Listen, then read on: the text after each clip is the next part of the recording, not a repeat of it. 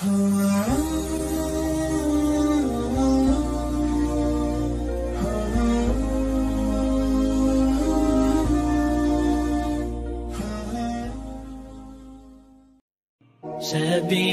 الدموع سبيل مريح، تنهدى يا صاحي كي تستريح.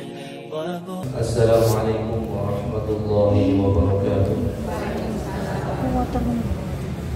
الحمد لله رب العالمين، والصلاة والسلام على أشرف الأنبياء والمرسلين نبينا محمد وعلى آله وصحبه ومن تبعهم بإحسان إلى يوم الدين. رب اشرح لي صدري ويسر لي أمري واحلل عقدة من لساني يفقهوا قولي. اللهم إنا نسألك علما نافعا ورزقا طيبا وعملا متقبلا يا أرحم الراحمين. Ibu-ibu jamaah yang dirahmati dan diberkahi Allah, alhamdulillah, di pagi hari yang penuh dengan keberkahan ini, mari kita banyak-banyak bersyukur kepada Allah Subhanahu wa taala atas segala kenikmatan yang masih Allah titipkan kepada kita. Mari kemudian kita banyak-banyak bersyukuri nikmat dari Allah Subhanahu wa taala. Baik kemudian kita wujudkan rasa syukur itu dengan lisan kita, yaitu dengan mengucapkan hamdalah alhamdulillahirabbil alamin.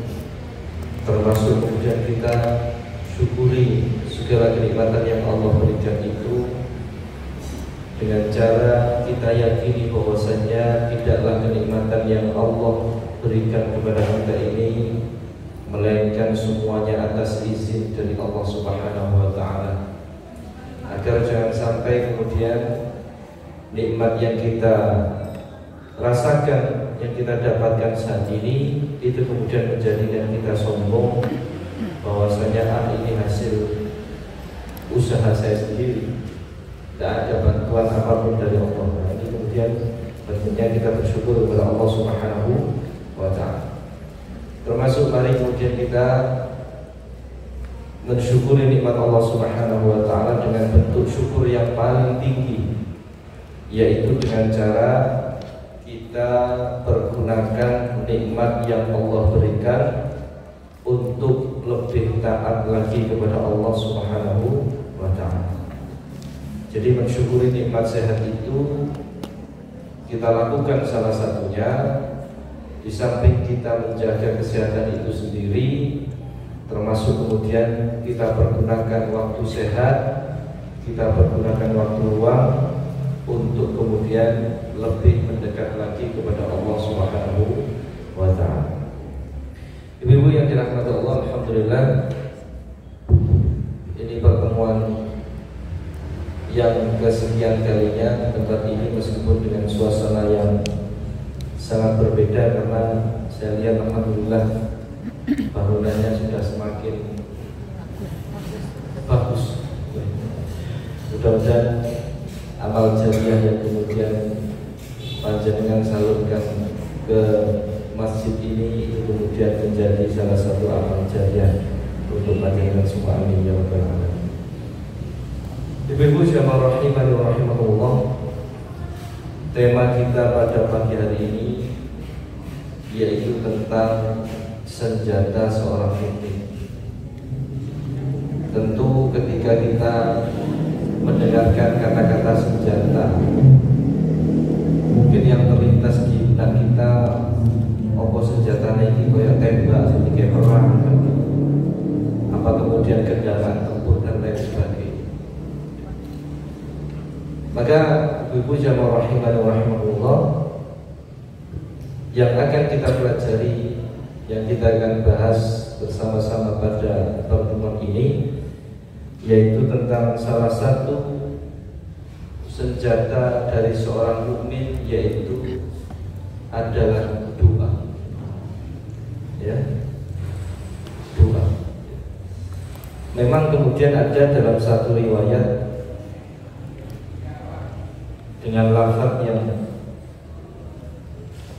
berbunyi ad-du'a'u silahul mu'min.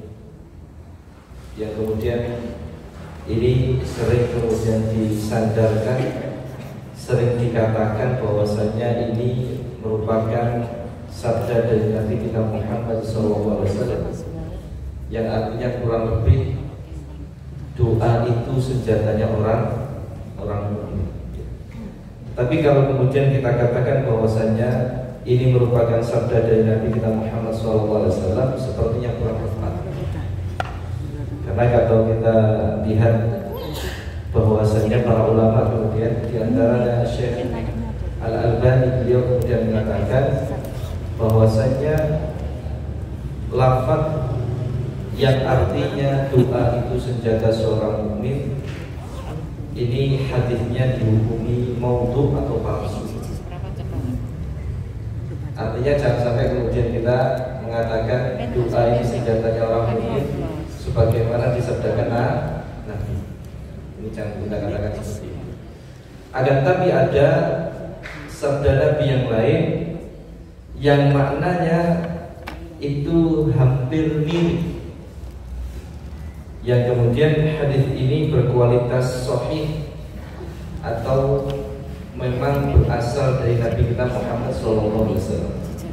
Bagaimana lafaz hadis tersebut? Nabi SAW sebagaimana riwayat dari Abu Hurairah radhiyallahu taala anhu, Nabi bersabda, "Aqrabu ma yakunu al-'abdu min rabbih wa huwa sajidun fa aktsiru du'a."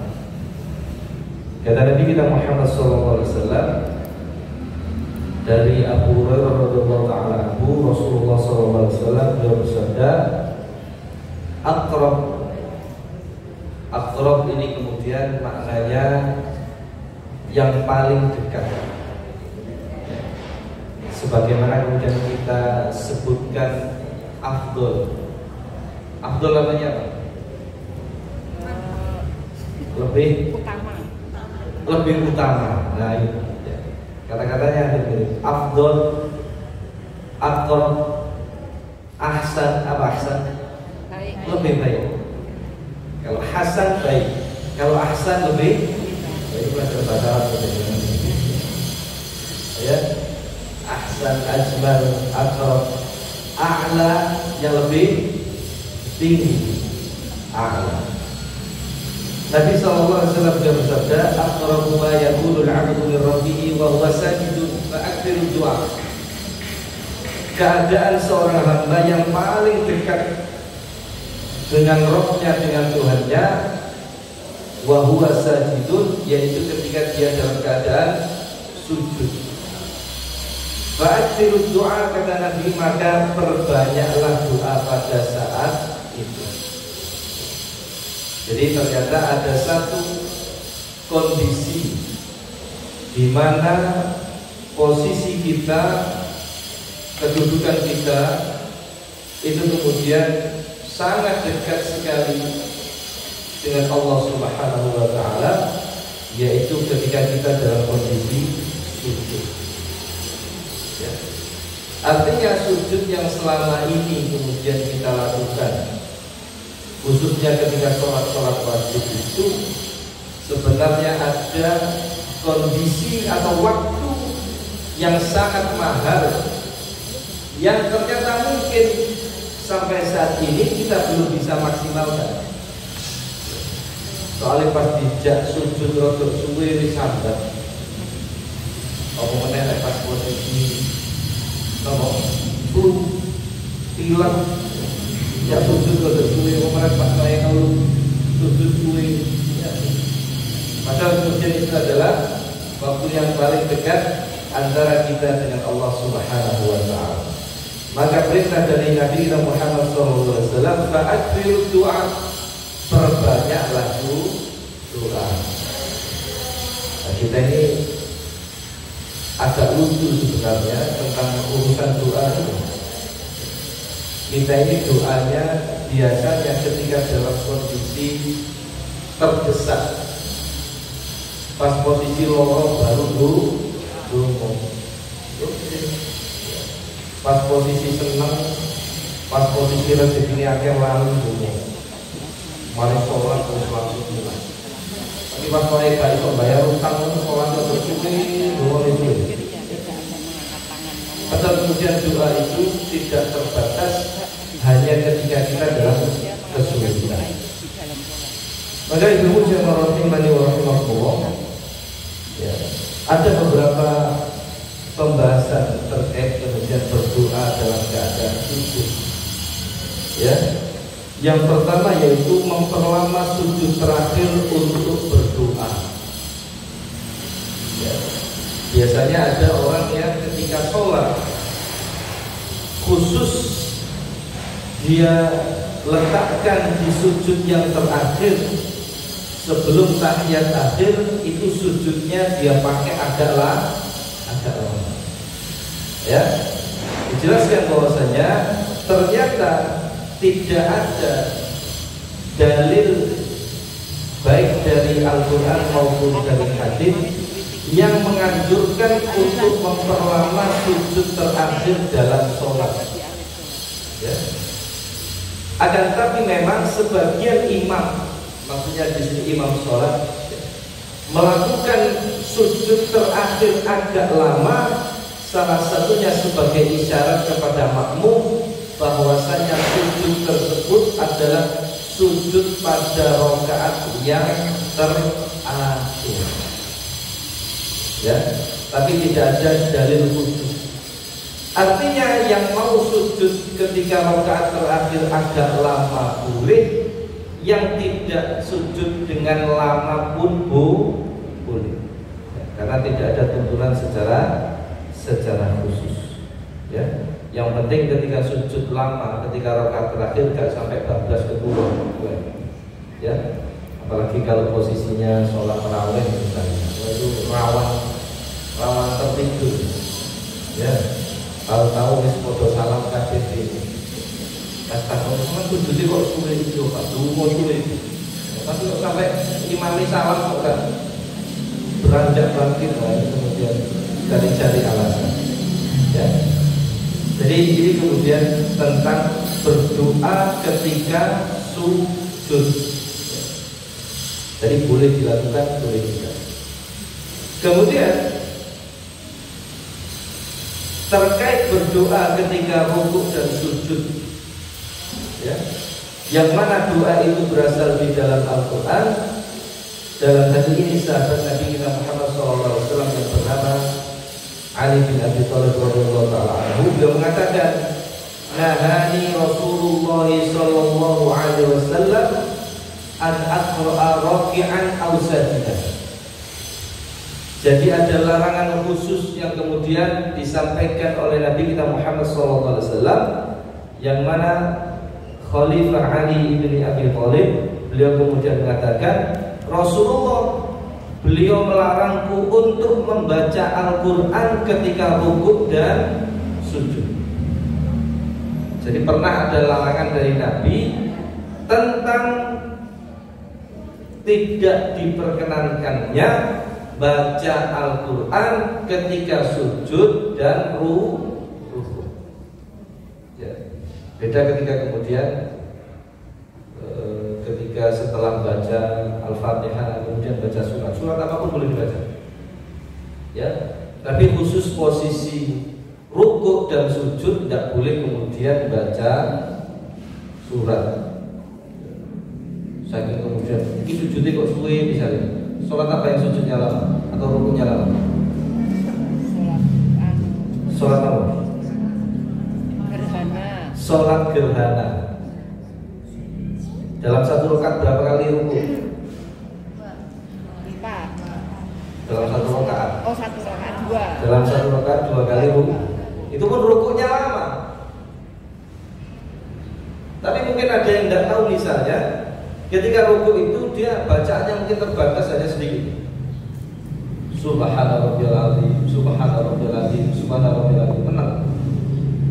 Iki kok rukuk suwe, wis tak maca Al-Fatihah wis. Alhamdulillah, tidak boleh. Ya. Kalau diperbanyak boleh. Diperbanyak boleh doanya yang tadi. Tapi kemudian ini kok rukuk suwe iki imam. Wis tak maca Al-Ikhlas nih misalnya. Ya. Maka membaca Al-Quran dalam kondisi rukuk dan sujud tidak diperbolehkan oleh Nabi kita Muhammad SAW. Lalu bagaimana dengan berdoa dengan doa yang ada dalam Al-Quran? Kira-kira dalam Al-Quran ada doa apa enggak? Banyak.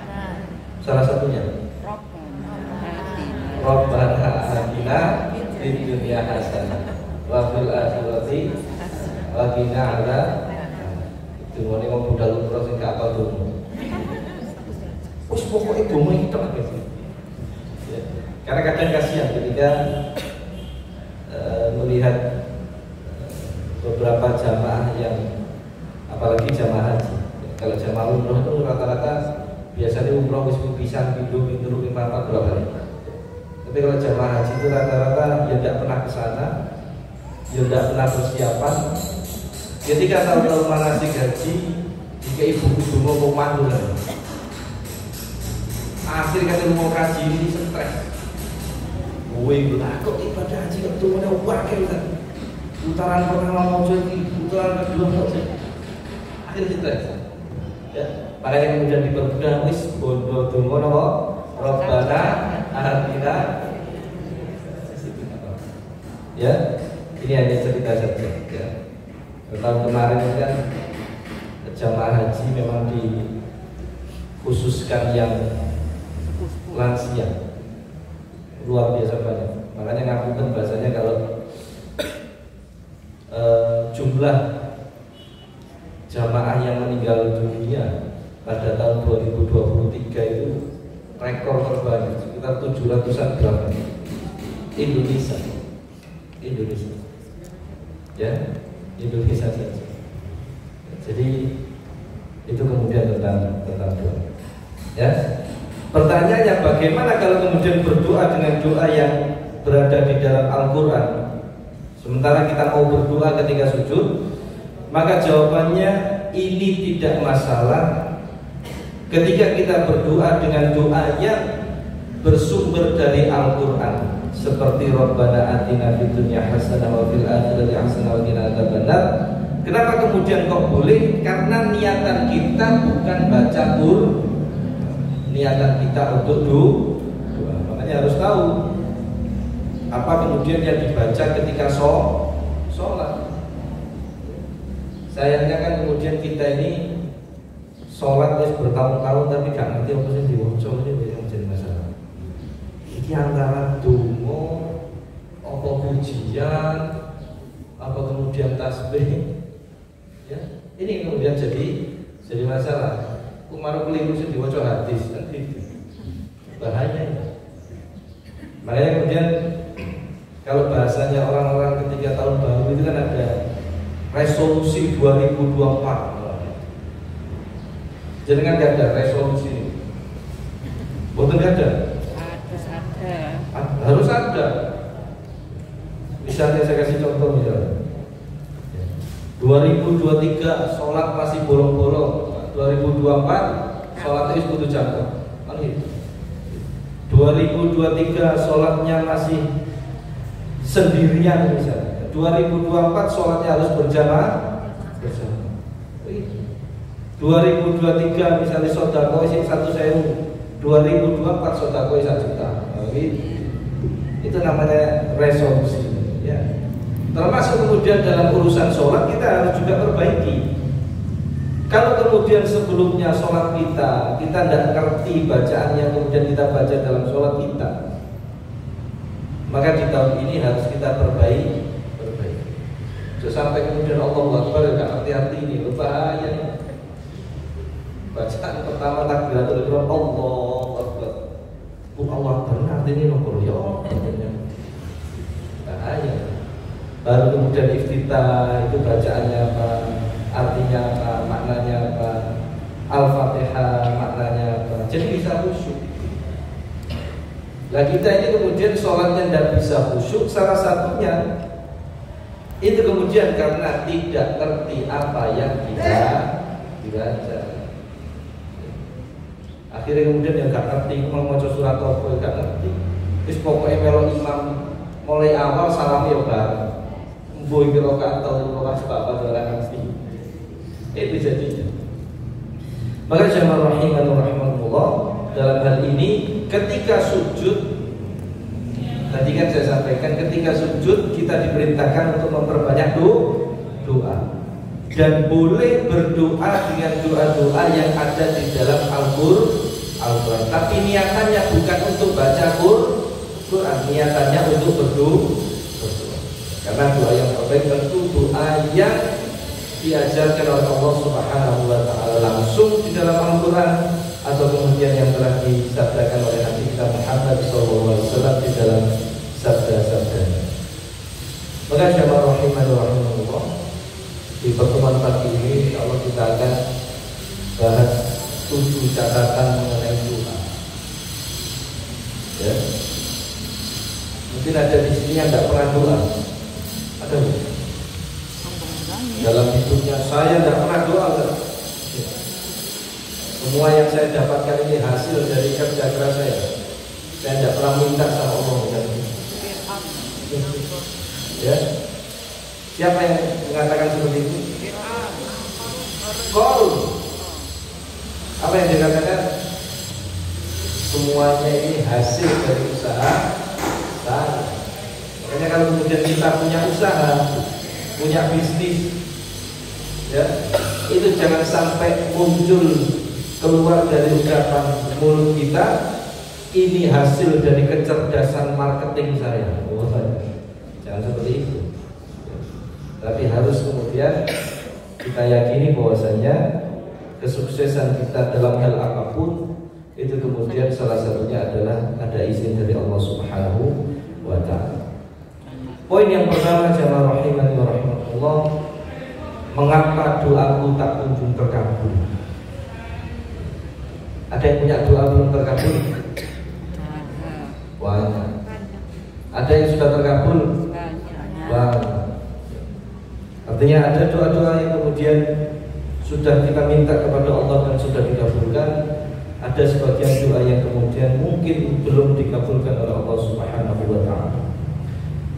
Dalam hal ini Syekh Abdul Aziz bin Abdullah bin Baz rahimahullah ta'ala, salah seorang ulama dari Saudi, beliau kemudian ketika ditanya kenapa doa-doa kita ini ada sebagian yang belum dikabulkan oleh Allah Subhanahu wa Ta'ala, beliau katakan bisa jadi doa itu kemudian belum diijabah oleh Allah Subhanahu wa Ta'ala karena masih buruknya amalan yang kita lakukan.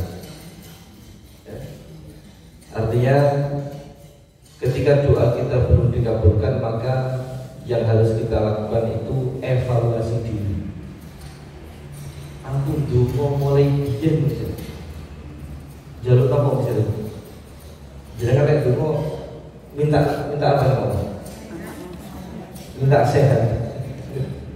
Minta apa? Minta anak soleh. Ya. Ya Allah, aku kayak biyen iki dulu. Jalur anak soleh. Lah kok sampai saya di anaknya saya tolak-toleh. Ya, cek turun kencang.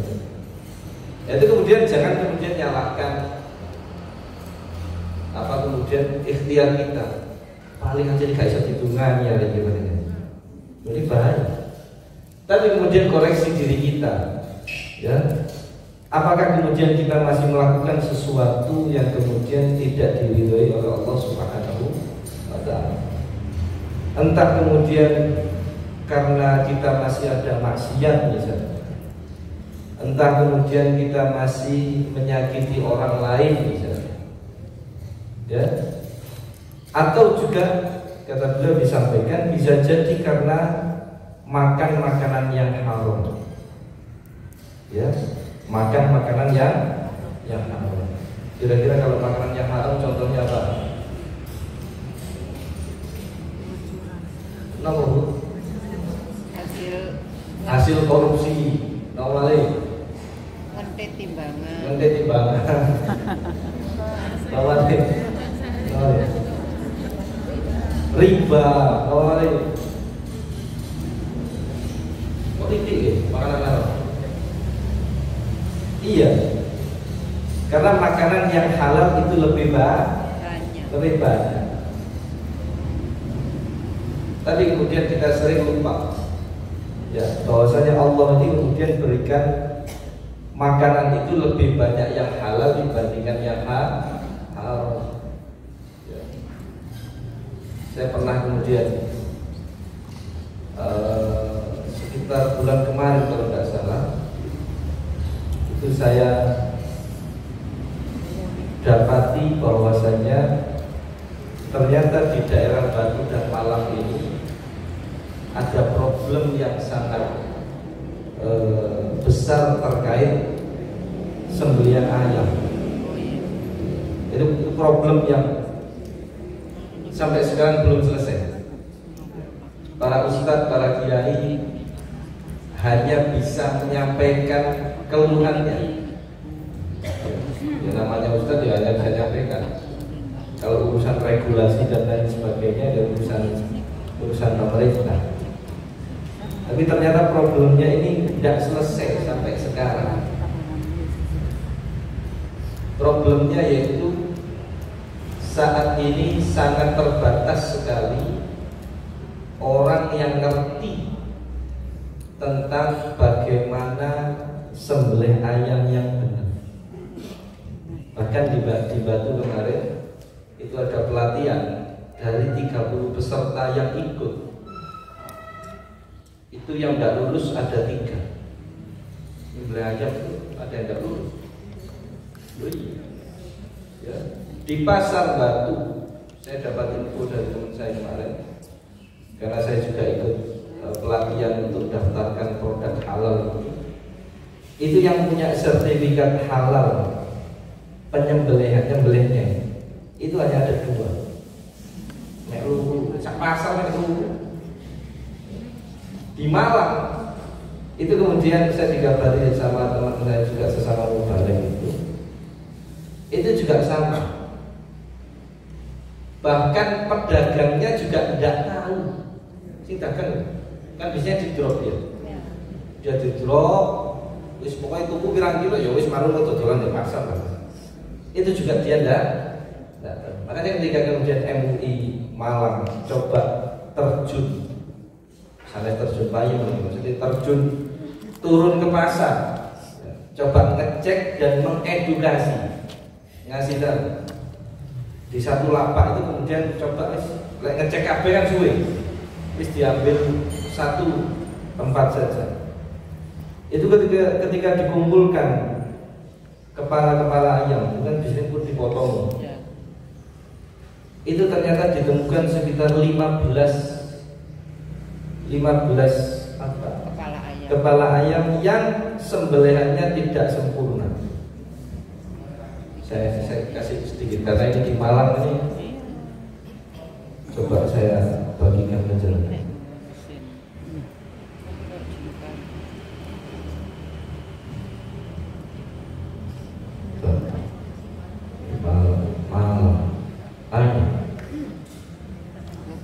Ini di Malang, tapi saya tidak tahu Malang daerah mana. Bukan kelihatan ya. Jadi di leher ayam ini hanya luka saja, cantu saja. Padahal syarat sah sembelihan ayam atau hewan itu tenggorokan putus, kerongkongan putus lebih sempurna kalau jalur darah di urat sebagian kanan dan kiri itu juga terputus. Ya. Tapi tukang sembelih saiki podo sakarepe dhewe. Asal pokoknya set kata kemudian diuncal nang tong ditumpuk lah belai gak cuma siji loro. 1000. Oh suwen lagi ini alon-alon ini. Akhirnya ditumpuk. Tapi yang jadi korban kemudian konsumen. Ya, yang jadi korban konsumen. Ya, ini ada itu tadi. Ya, jadi tentang makanan haram ini kita juga harus perhatian betul. Haram kadang dari zatnya. Contohnya apa kalau haram dari zatnya? Darah. Babi haram. Darah. Darah. haram. Arak haram apa betul? Haram apa betul? Kalau arak masak?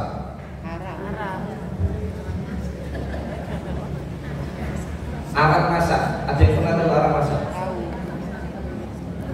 Yang kalau Tak kasih biasanya tahu, lu ngomong di sini. nyala itu. Arak masak ada yang pernah tahu? Ya. Angciu ya. Wong ciu. Arak masak biar makanan jadi sedap, baunya wangi.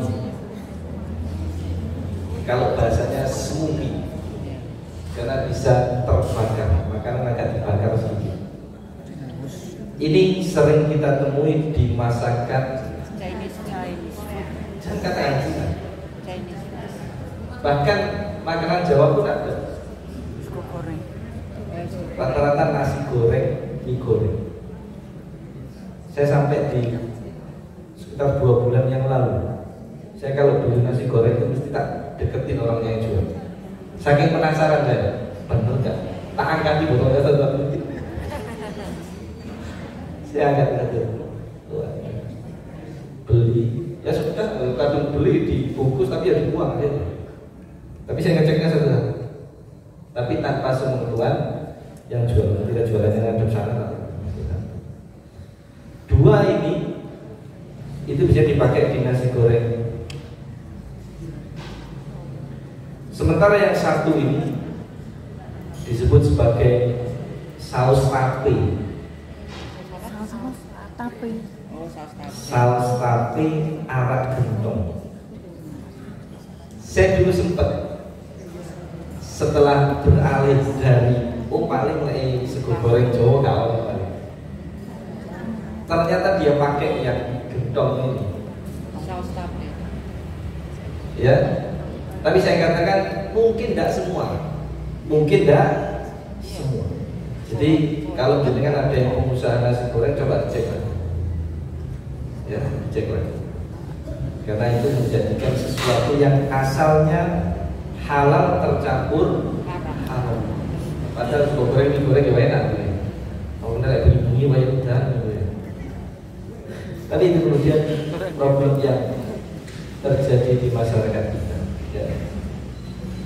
Ini sedikit berbagi saja. Jadi ada yang kemudian secara zat nasi itu halal, tapi kemudian tercampur dengan yang haram, akhirnya kemudian jadi haram. Akhirnya ketika doa tidak dikabulkan. Paling aku gara-gara ngawur lek mana, sembarang kayak nang warung ya sembarangan. Nang restoran sembarangan, nggak dicek dulu. Ya. Makanya pemerintah insya Allah di tahun 2024 bulan Oktober kalau nggak salah itu sudah mulai mewajibkan semua jualan itu harus bersertifikat minimal, kemudian kita bisa agak tenang lah bahasanya. Meskipun jenis sertifikat ya tetap kayak kadang kok pas wayai dicek benar misalnya, tapi setelah dicek kemudian ngawur lagi kita juga nggak tahu ya. Tapi minimal kemudian dosanya kalau misalnya dia berbohong itu kemudian tidak menimpa kita. Kembali sama rahimani wa rahimakumullah, jadi doa ini bisa jadi tidak terkabul karena memang itu kembali kepada diri kita masing-masing. Kemudian yang kedua, ada 3 cara doa itu terkabul. Ya, Nabi SAW beliau bersabda, "Ma min muslimin yad'u bi da'watin laisa fiha ithmun wa la qati'atu rahimin illa a'tahu Allahu biha ihda thalathin." Kata Nabi kita Muhammad SAW, tidaklah seorang muslim itu berdoa kepada Allah selama doanya tidak mengandung dosa dan doanya tidak memutus tali silaturahim, melainkan Allah akan beri padanya 3 hal. Mananya apa? Tidak boleh kemudian doa mengandung dosa. Gimana contohnya doa yang mengandung dosa? Minta mati. Minta Mati. minta apa? Minta mati.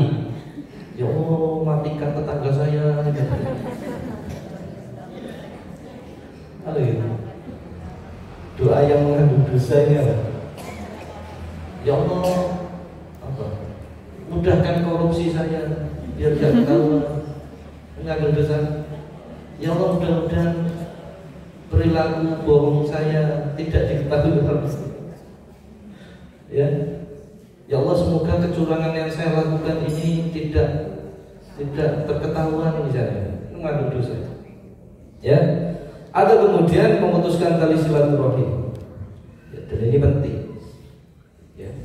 Sebagian orang ada yang sangat baik sekali dengan orang lain, tapi kemudian berperilaku buruk kepada saudaranya sendiri. Ya. Maka kita harus perbaiki lagi urusan kita ya. Jangan sampai di mata orang yang jauh kita begitu baik, tapi kepada keluarga sendiri, kepada saudara sendiri kita kemudian berperilaku yang tidak baik. Kata Nabi kita Muhammad SAW, siapa yang berdoa, syaratnya dua tadi, doanya tidak mengandung dosa dan doanya tidak memutuskan tali silaturahim, maka yang pertama Allah akan segera mengabulkan doanya. Kita minta apa langsung dikasih sama Allah. Nah, itu yang pertama.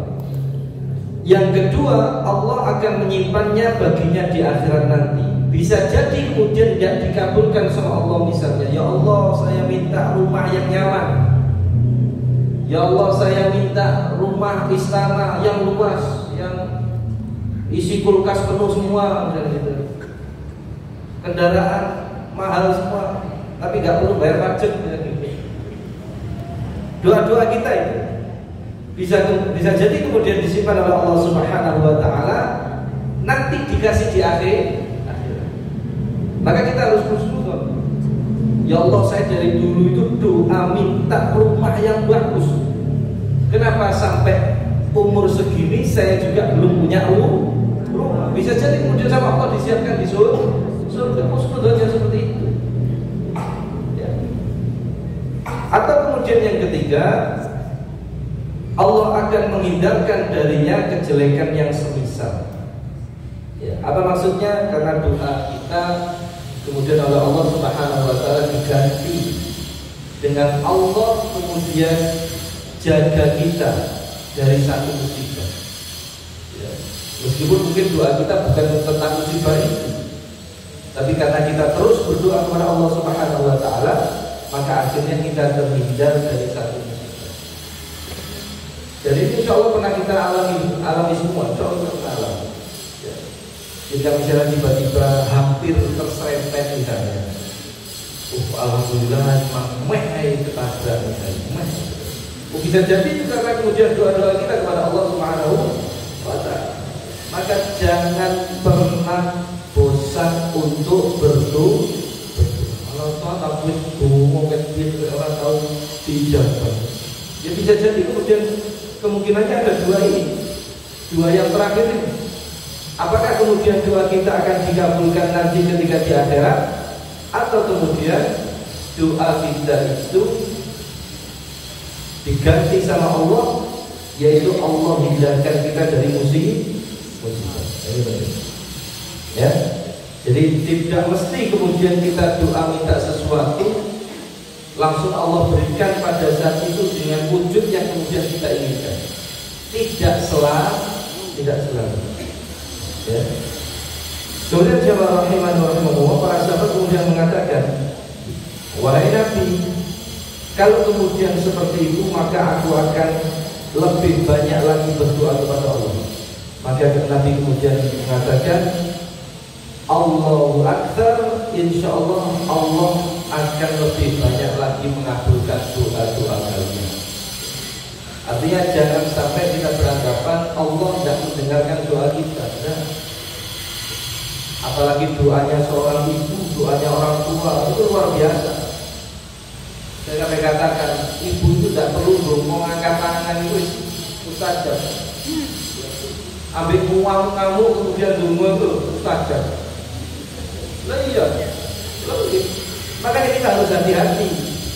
Apalagi jadi orang tua, apalagi jadi ibu. Itu ucapannya harus dijaga betul.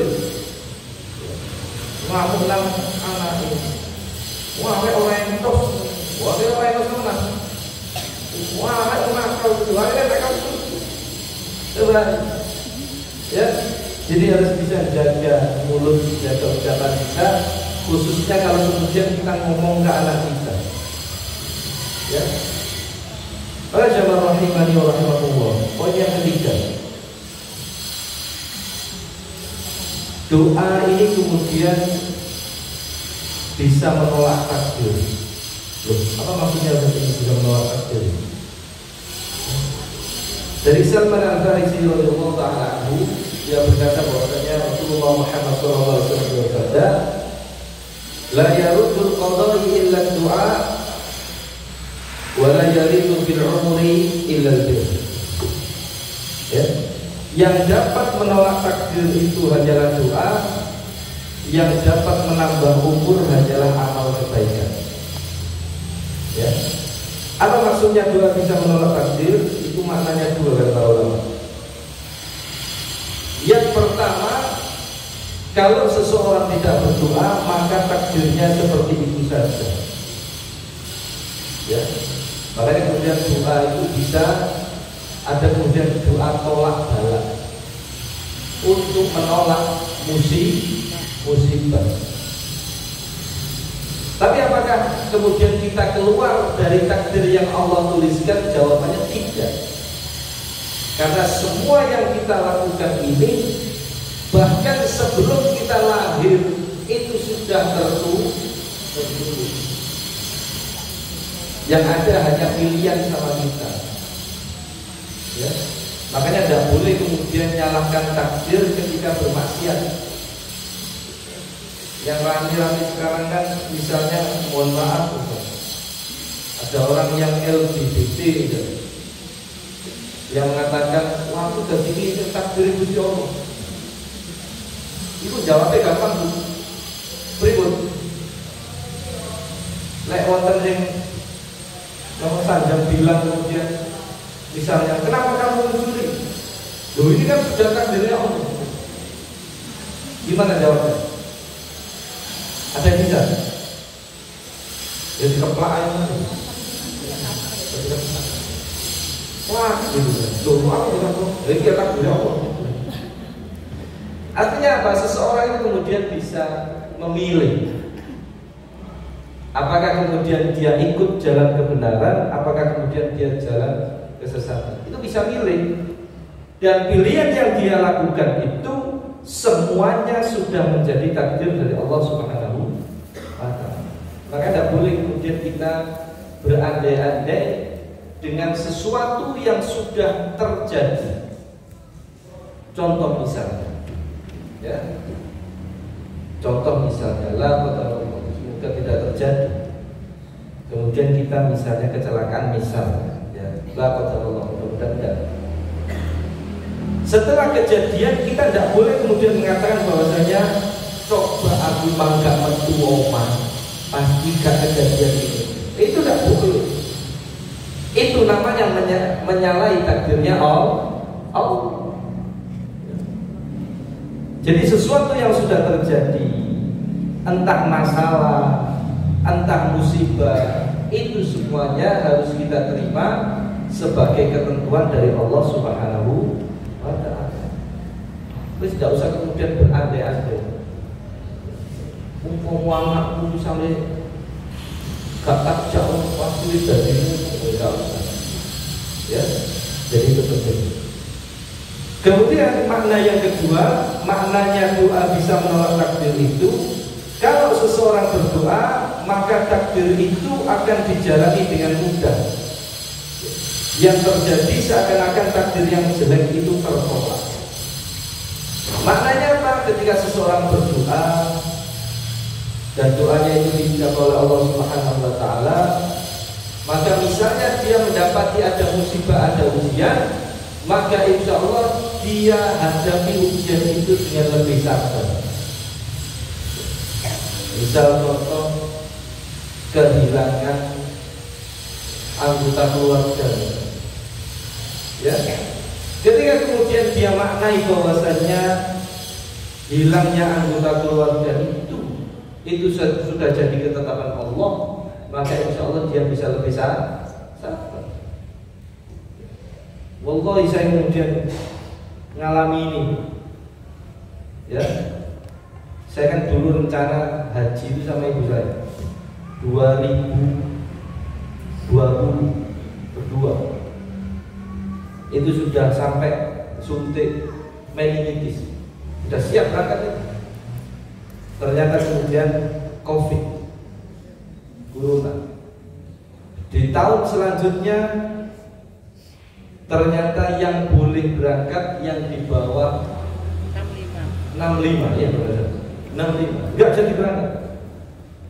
Di tahun kemarin 2023, 6 bulan sebelumnya itu kemudian sudah siap berangkat, sudah suntik lagi.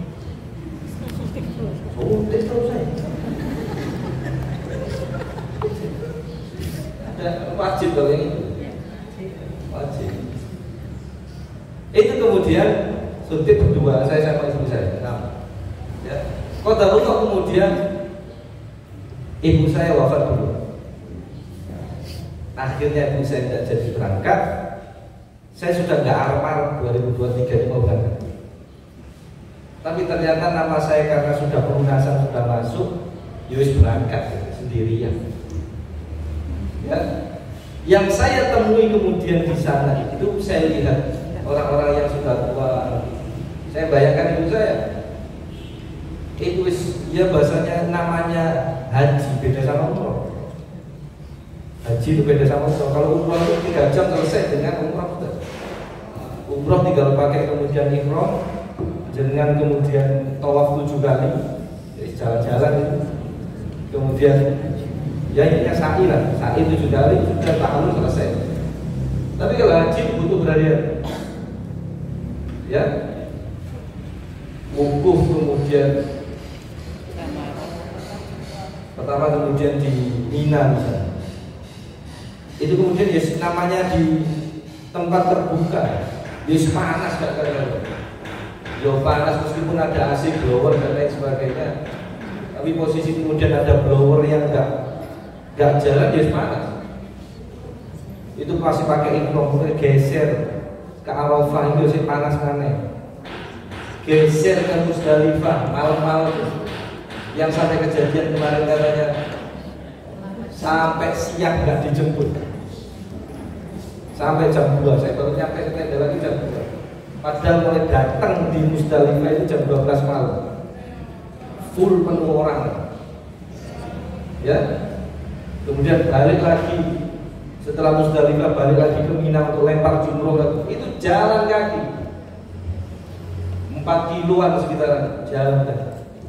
Itu kemudian saya makna, ya Allah, alhamdulillah dalam artian ibu saya enggak selelah ini kemudian melaksanakan haji. Tapi insya Allah dengan niatan saya yakin bahwasanya ibu saya sudah baik kemarin kemudian sudah dibadalkan sama kakak saya.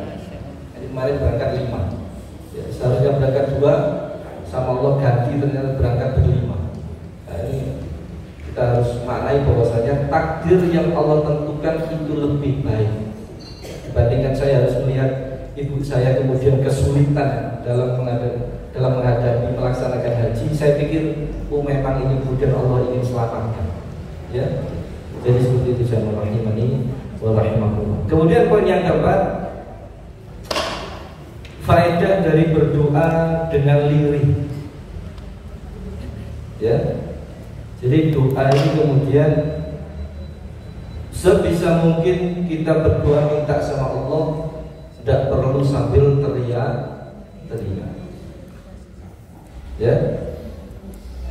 Apa di antara faedahnya? Yang pertama, menunjukkan keimanan yang benar, karena yang memanjatkan doa tersebut dia yakin bahwasanya Allah itu Maha mendengar.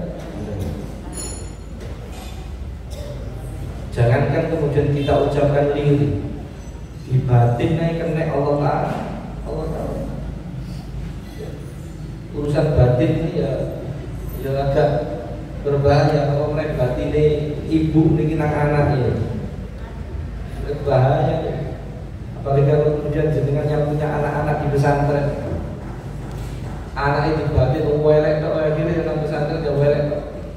Anakku iki kira-kira dipangan yo nang pondok. Wakil sembuh pangan di pondok ya. Maka husnudzon itu penting. Ya. Kemudian yang kedua, berdoa dengan diri itu juga lebih menunjukkan adab dan pengagungan. Sama seperti kemudian kita kalau minta tolong, minta sesuatu kepada orang lain, kira-kira jalurnya bengok-bengok atau sopan? Ya.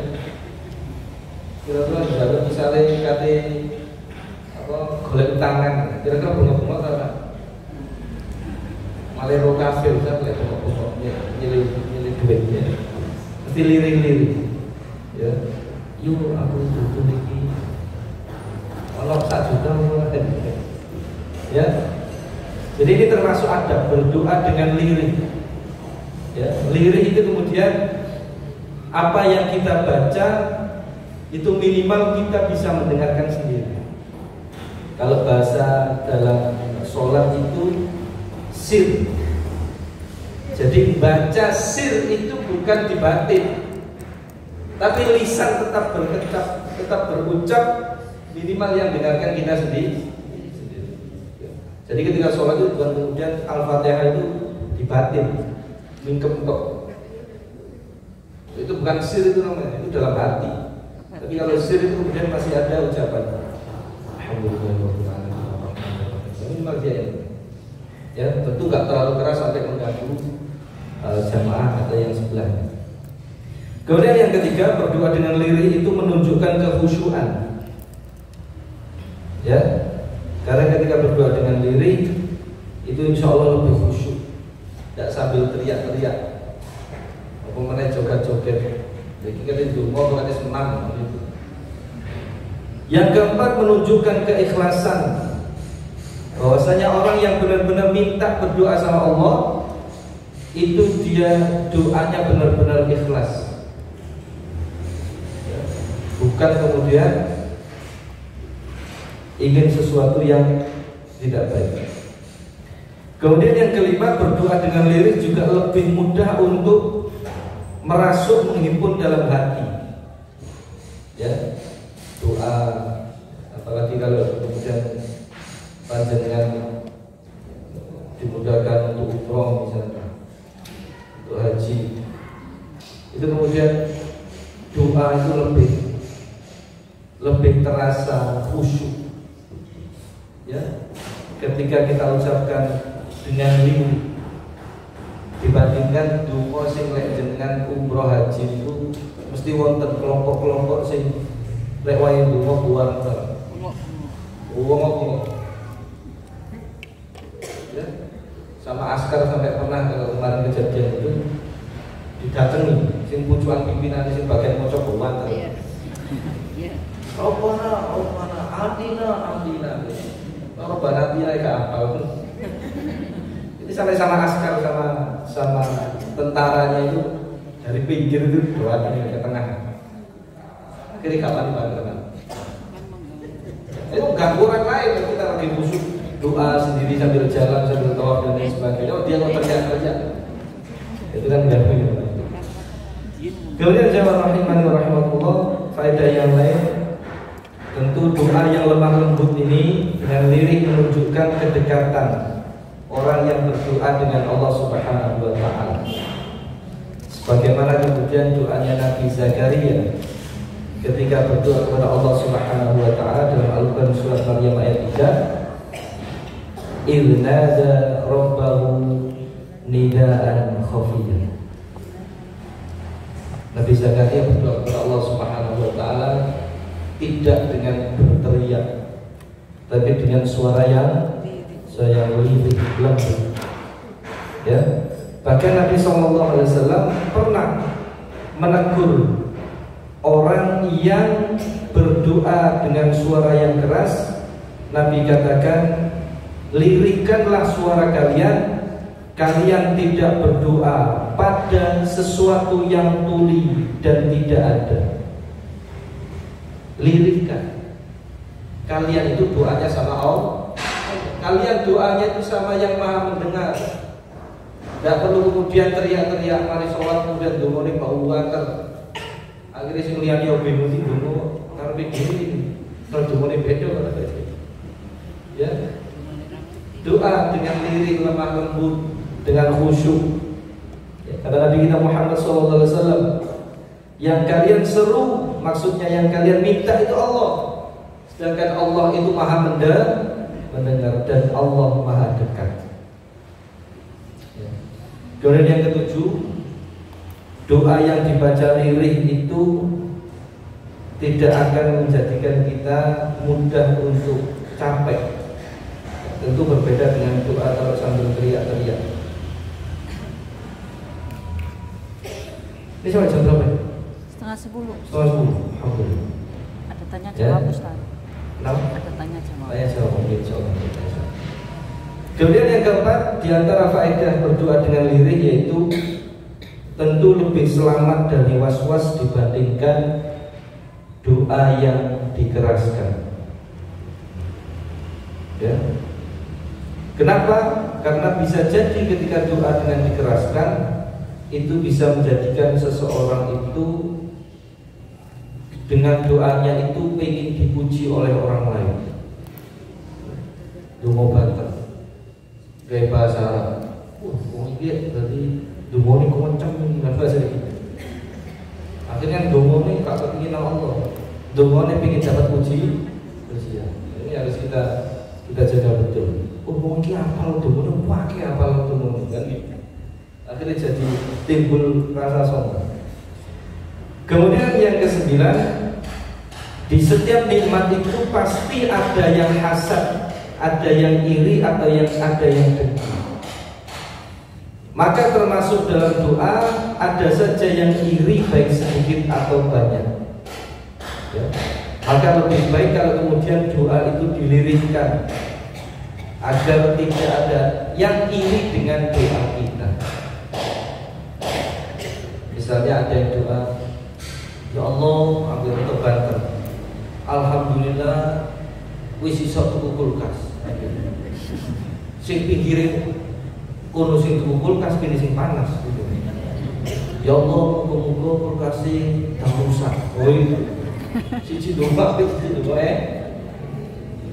makanya harus dilirikkan saja. Jadi kan doa kemudian sambil memuji Allah. Jadi di antara ada berdoa itu tidak langsung minta, tapi memuji Allah. Alhamdulillah, alhamdulillah, alhamdulillah dan lain sebagainya. Alhamdulillah sudah dikasih semua banyak baru minta sama Allah. Ya, jadi kalau minta diusahakan lirik saja. Karena tentu ada orang yang hasad. Apa itu hasad? Iri dengan apa yang kemudian kita dapatkan. Ya. Termasuk yang terakhir yaitu diperintahkan untuk lemah lembut. Sebagaimana dalam zikir, perintah dalam zikir sebagaimana kemudian difirmankan oleh Allah Subhanahu wa taala di surat Al-A'raf ayat yang 205. Allah berfirman, a'udzubillahi minasyaitonir rajim, wadhkur rabbaka fi nafsika tadarru'an wa khifah.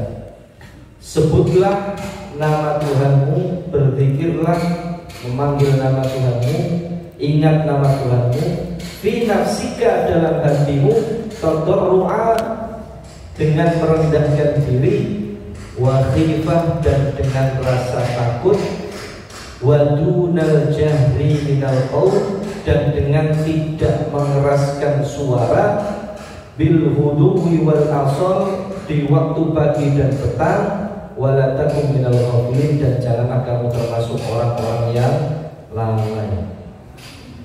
Jadi Allah sudah sangat jelas perintahkan kepada kita, zikirlah sama Allah, zikir dalam hati, zikir dengan lisan, tapi kemudian tidak perlu dikeraskan suaranya. Zikirlah kalian di waktu pagi dan petang. Ya, wala takum minal ghafilin, dan janganlah menjadi orang-orang yang lalai. Ya, jangan jadi orang yang lalai. Orang lalai itu apa?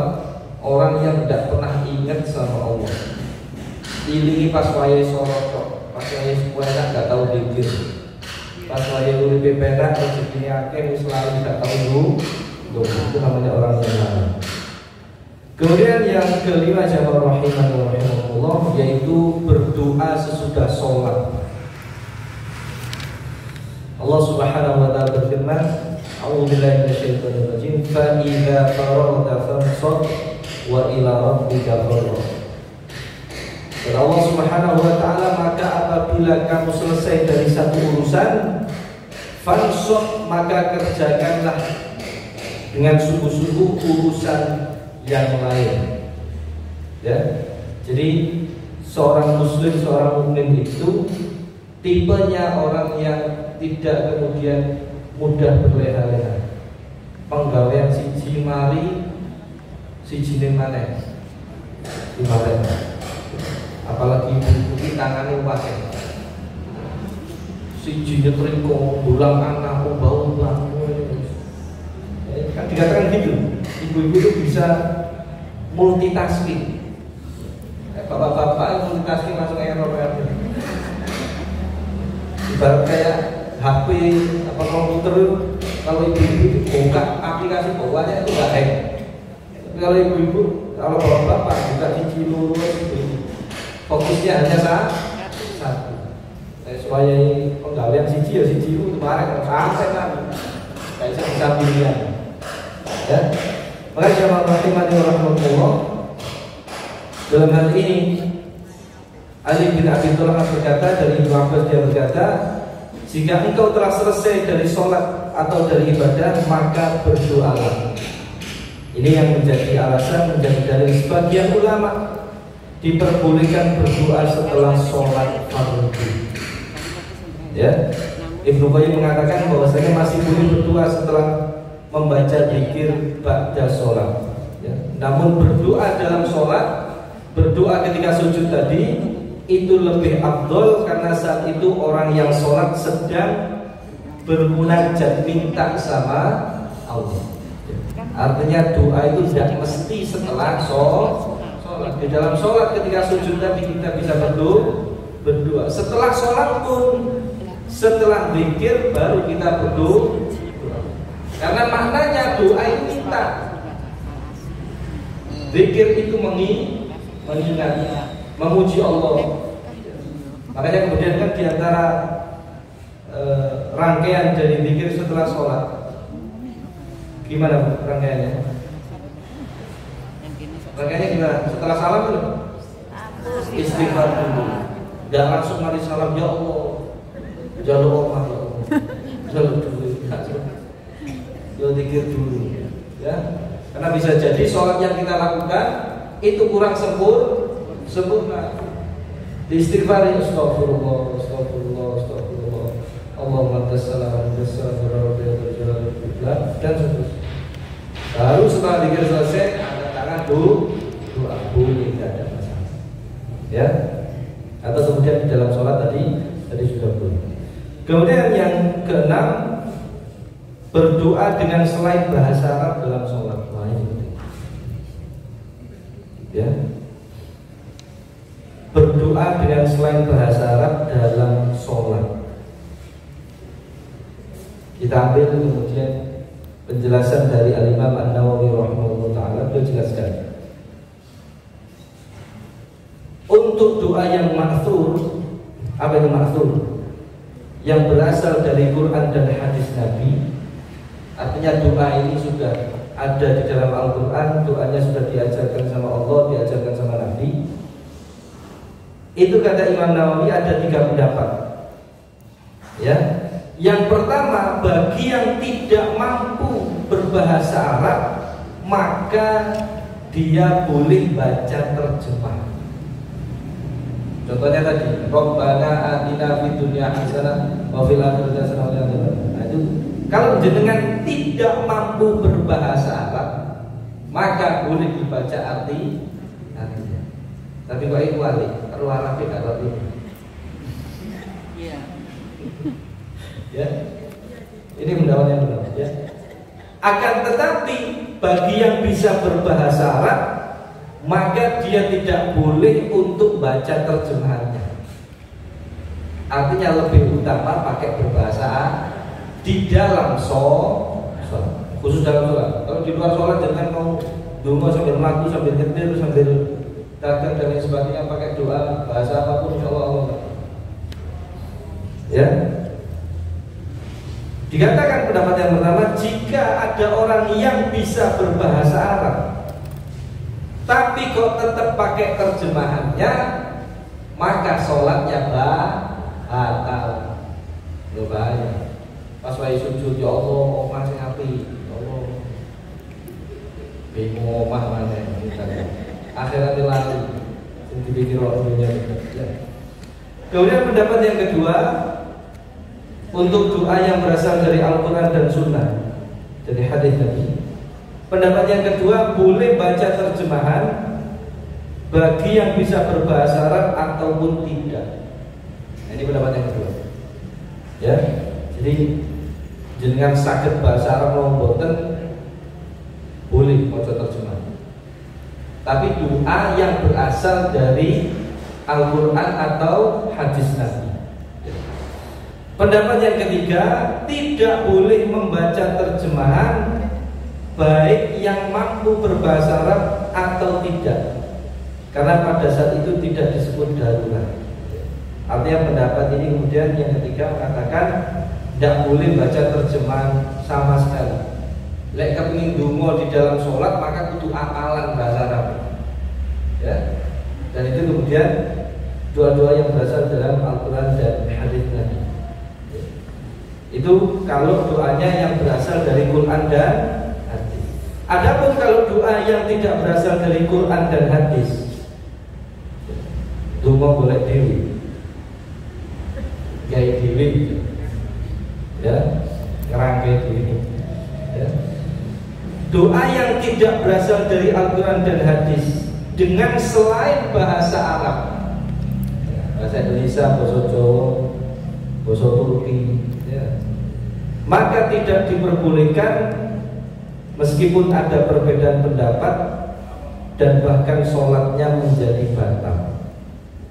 Ya, maka jamaah rahimahullah, kesimpulannya, ketika panjenengan ingin berdoa di dalam sholat, maka yang paling aman yaitu doanya pakai bahasa Arab, ya, dan doanya itu terdapat di dalam Al-Quran dan hadis Nabi.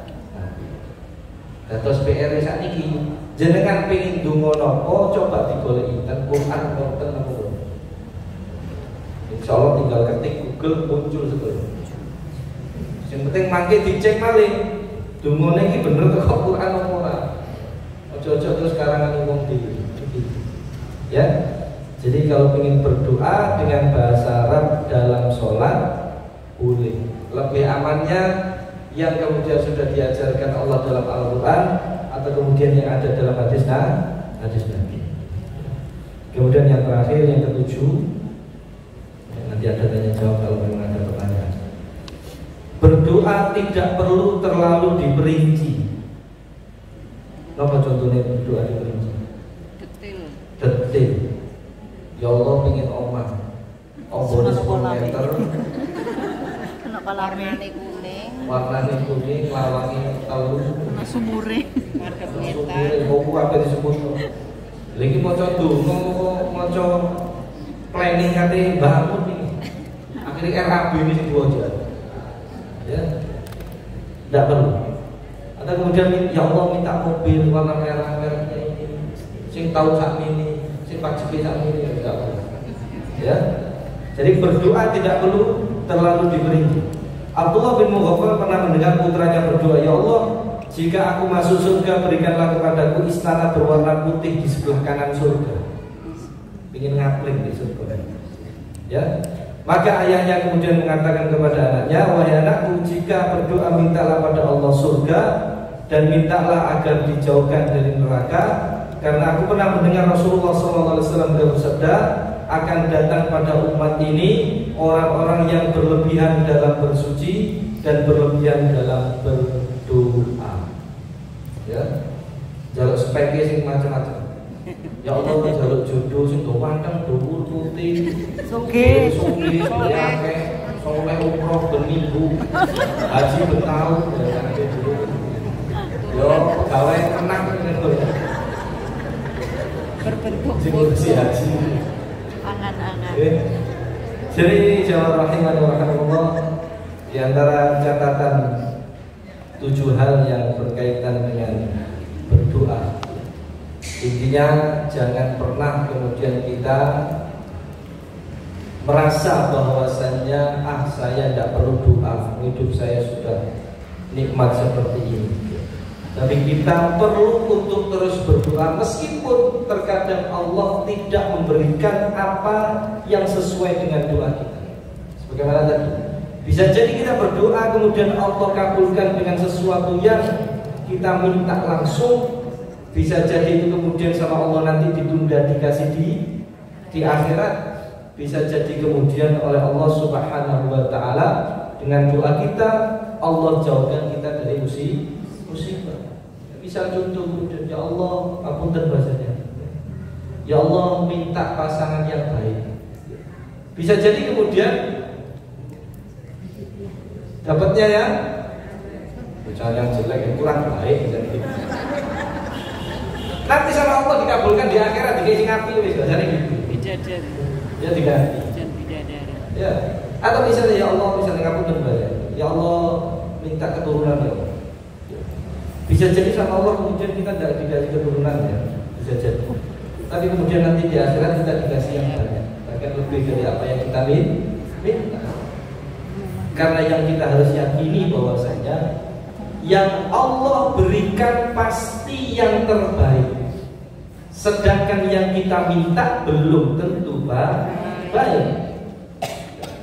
Bisa jadi ngapunten bahasanya. Kalau kemudian kita baca kisahnya dalam Al-Quran, bagaimana ketika Nabi Khidir dan Nabi Musa, akhirnya kemudian di satu kesempatan dia membunuh anak-anak di waktu kecil.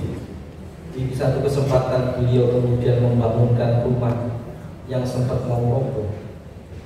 Itu kan bahasanya karena husnudzon dengan kemudian apa yang Allah janjikan. Yakin bahwasanya yang Allah berikan itu pasti baik. Oh misalnya, ngapun misalnya, oh saya dikasih anak yang mungkin kurang baik misalnya. Oh bisa jadi ini perantaranya Allah pingin saya banyak sabar. Oh saya dikasih anak yang pinter, top soleh dan lain sebagainya. Oh bisa jadi Allah ingin muji saya. Oh kok sombong apa?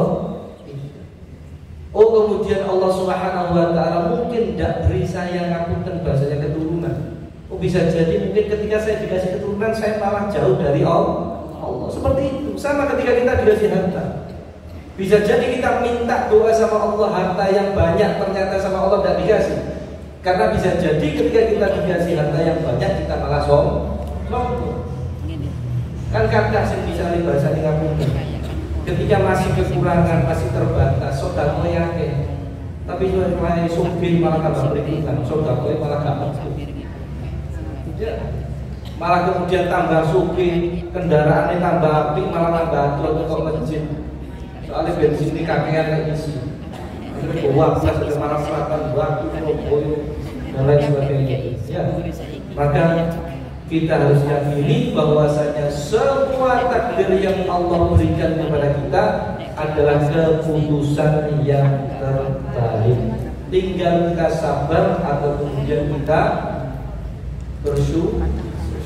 Insya Allah itu yang bisa kita sampaikan. Ada waktu sekitar 8 menit, mungkin ada yang ditanyakan. Mau bersyukur. Ada Ustaz. Ada moderator nggak ada? Oh ada. Ada sini, ada sana. Yang paling dekat sama Mim. Siapa dulu?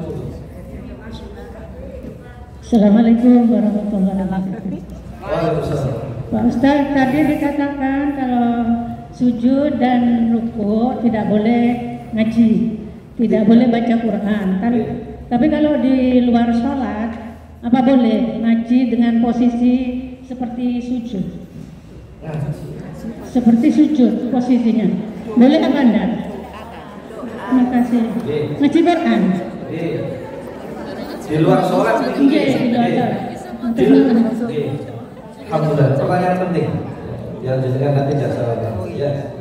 Jadi kalau di dalam sholat posisi atau kemudian kondisi yang paling dekat kita dengan Allah ketika sujud. Perintah dari Nabi, ba'athiru doa, perbanyak doa.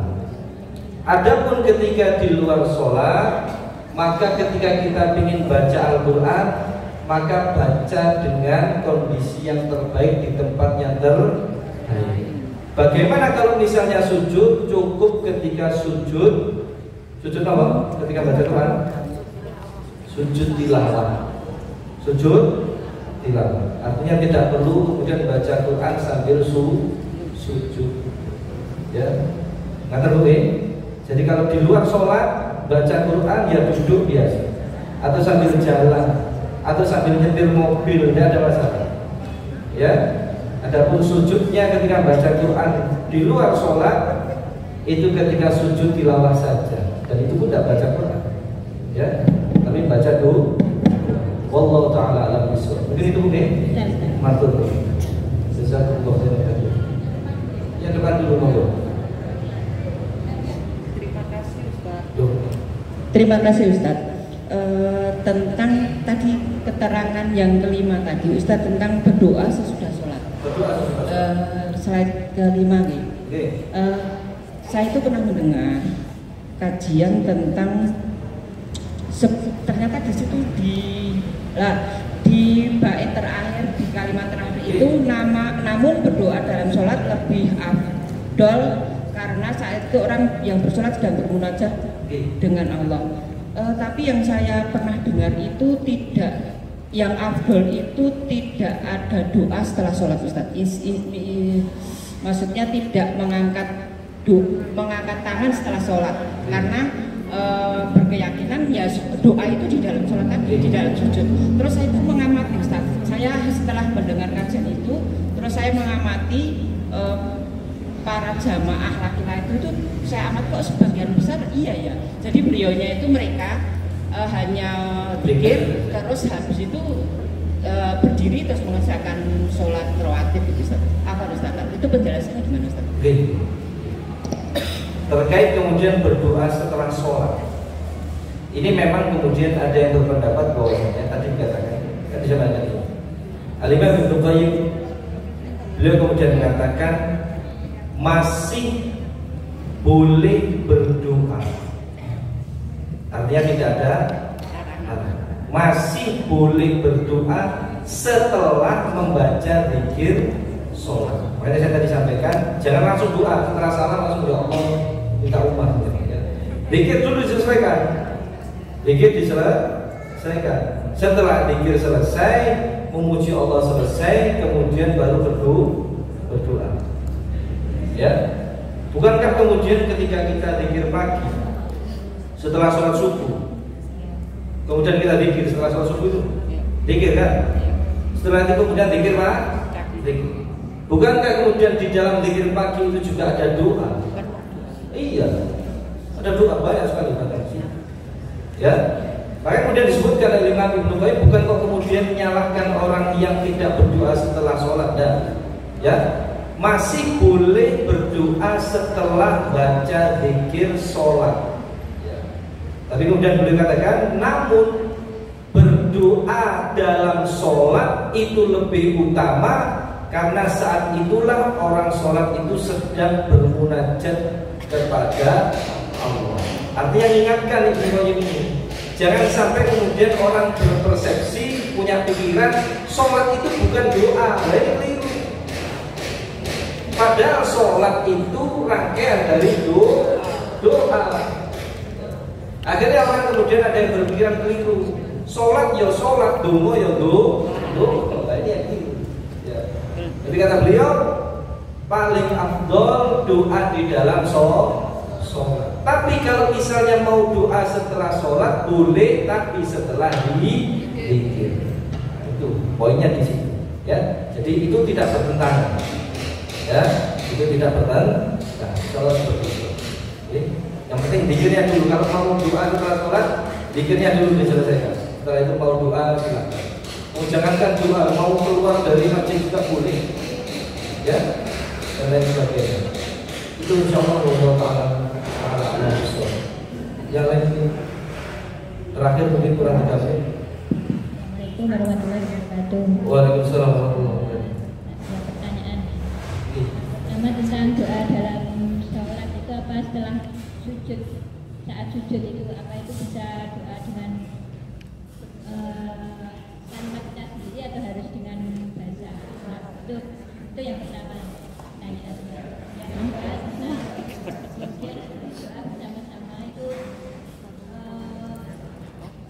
kalau di dalam acara-acara seperti memang Bu Ati itu suka telah tak dia memang suka telah datangnya sholat telah.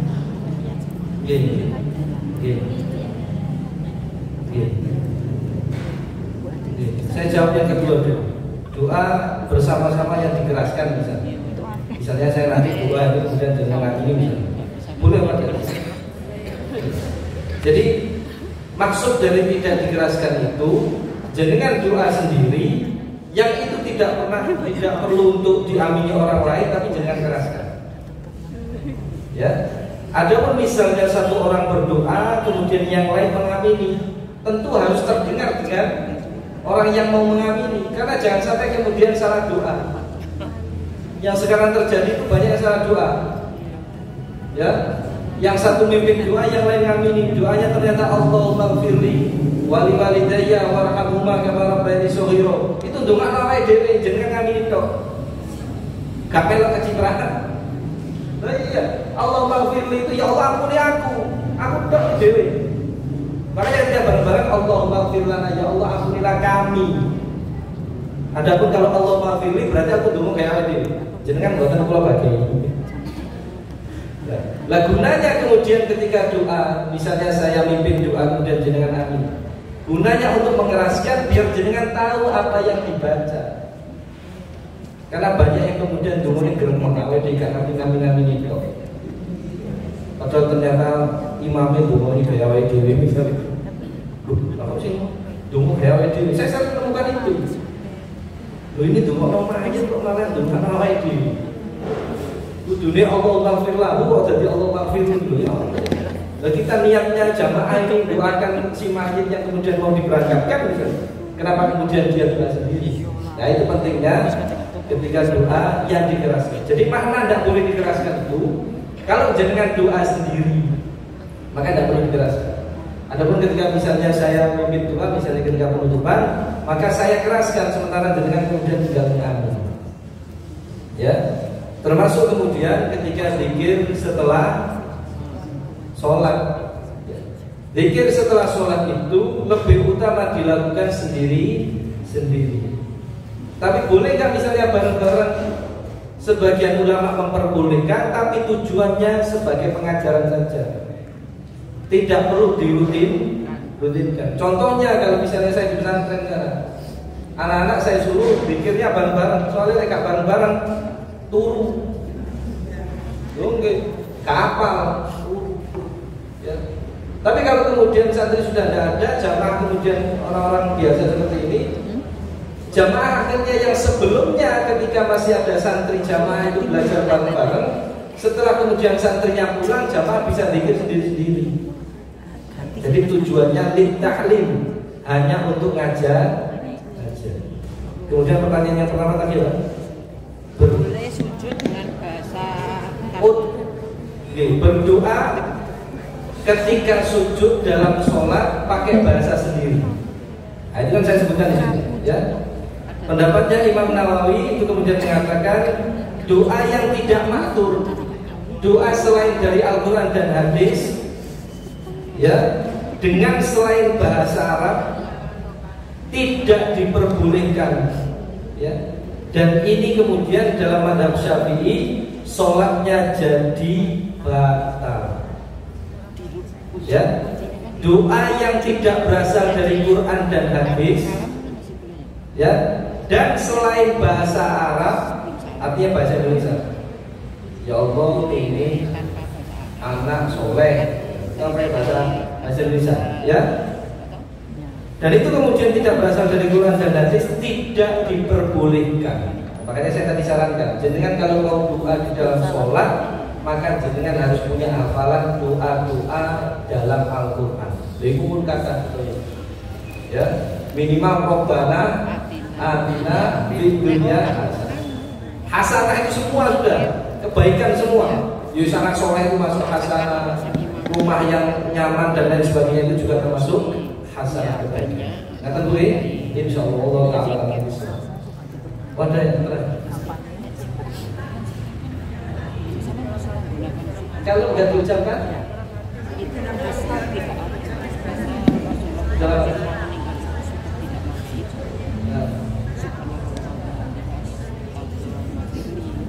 itu dalam hati, ya di dalam hati, tidak sampai diucapkan. Karena yang menjadikan batal sholat seseorang itu ketika dia lafazkan sesuatu yang bukan merupakan bacaan dalam sholat.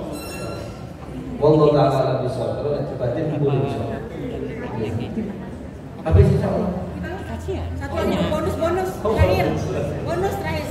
Hasilnya dari dulu kami lali-lali itu bisa diingatkan minum. Tidak ya? Nyepeleke pas.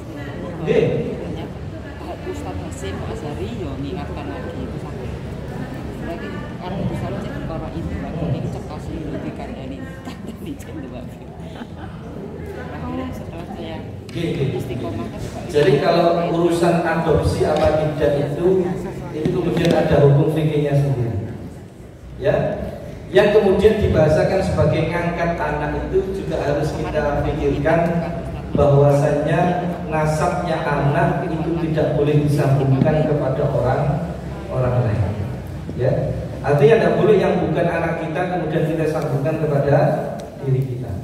Adapun misalnya kita membiayai anak atau ngurus anak yang tidak terurus misalnya, tidak ada masalah.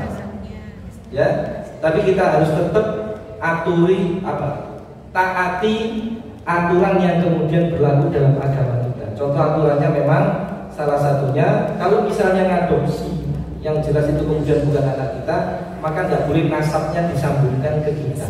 Nah, itu penting. Ya, itu penting sekali. Adapun jenengan mau biayai anak, ya Allah, aku ingin duit rumatan di rumah gitu. Ingin dulu arek cilik-cilik di rumahku, boleh, tidak ada masalah.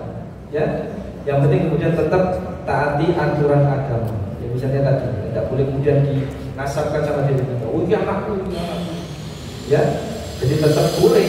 Ya sama saja seperti ngurusi anak yatim. Ngurusi anak yatim itu juga harus hati-hati. Jangan sampai kemudian ngurusi anak yatim malah kemudian kita berdosa. Ya, ngurusi anak yatim itu tidak mudah. Ya. Jadi ada ilmunya sendiri. Ngerti? Artinya bukan kemudian saya tidak punya anak kemudian tidak boleh ngurus anak, tidak. Boleh ngurus anak milik orang lain misalnya, tapi tentu ada aturannya. Insya Allah itu yang bisa terjadi.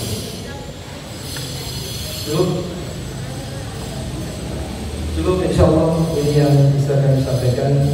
Mari kemudian setelah kita berdoa kepada Allah Subhanahu Wa Taala, mudah-mudahan Allah Subhanahu Wa Taala memudahkan langkah kita untuk terus bisa selalu berada dalam ketaatan kepada Allah Subhanahu Wa Taala. A'udzubillahi minasyaitonir rajim. Bismillahirrahmanirrahim. Allahumma shalli ala Muhammad wa ala ali Muhammad kama shallaita ala Ibrahim wa ala ali Ibrahim innaka Hamidum Majid. Wa barik ala Muhammad wa ala ali Muhammad kama barakta ala Ibrahim wa ala ali Ibrahim innaka Hamidum Majid. Rabbana zalamna anfusana wa in lam taghfir lana wa tarhamna lanakunanna minal khasirin. Rabbana la tu'akhidna in nasina aw akhtana. Rabbana wa la tahmil 'alaina isran kama hamaltahu 'ala alladhina min qablina. Rabbana wa la tahmilna wa la tuhammilna ma la taqata lana bih wa'fu 'anna waghfir lana warhamna anta maulana fansurna 'ala al-qawmil kafirin. Rabbana